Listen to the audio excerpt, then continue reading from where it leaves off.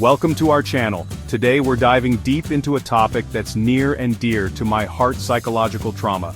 We're gonna break this down, folks. We're talking about what it is, what causes it, how it affects your life, and how it can even be connected to disability. You see, trauma doesn't play favorites. It can impact anyone, and the ripple effects can be huge. We're not just talking about a bad day here, we're talking about experiences that shake you to your core. So, if you're ready to get real about psychological trauma and understand how it might be impacting your life, buckle up and stick with me. Let's get started. So, what are we even talking about when we say psychological trauma? Look, it's not just about feeling a little sad or stressed. We're talking about a real deep-seated emotional response to an incredibly difficult or disturbing event. Think about it like this. Your mind is wired to protect you. When something bad happens, your brain kicks into survival mode.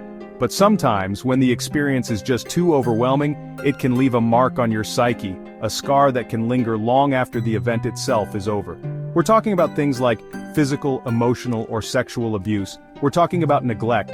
We're talking about witnessing violence, being in a serious accident, or living through a natural disaster. These are experiences that can leave you feeling terrified, helpless, and completely out of control.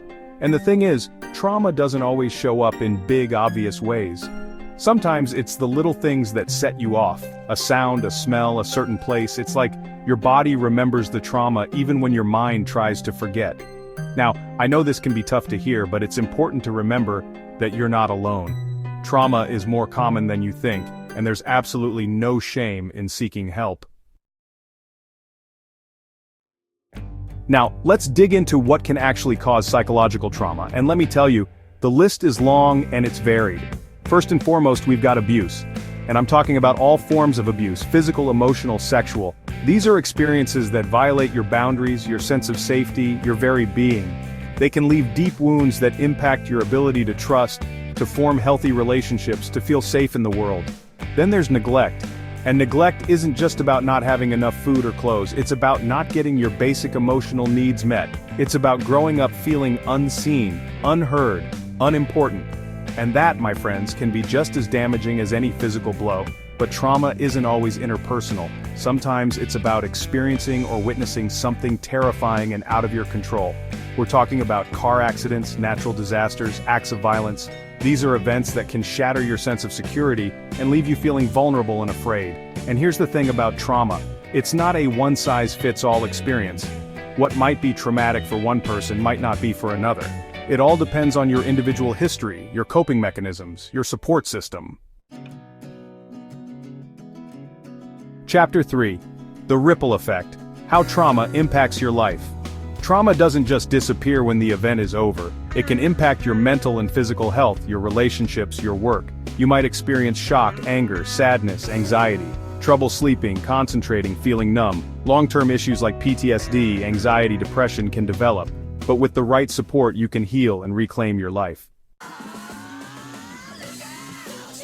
Chapter 4. Trauma and Disability. An Unseen Connection.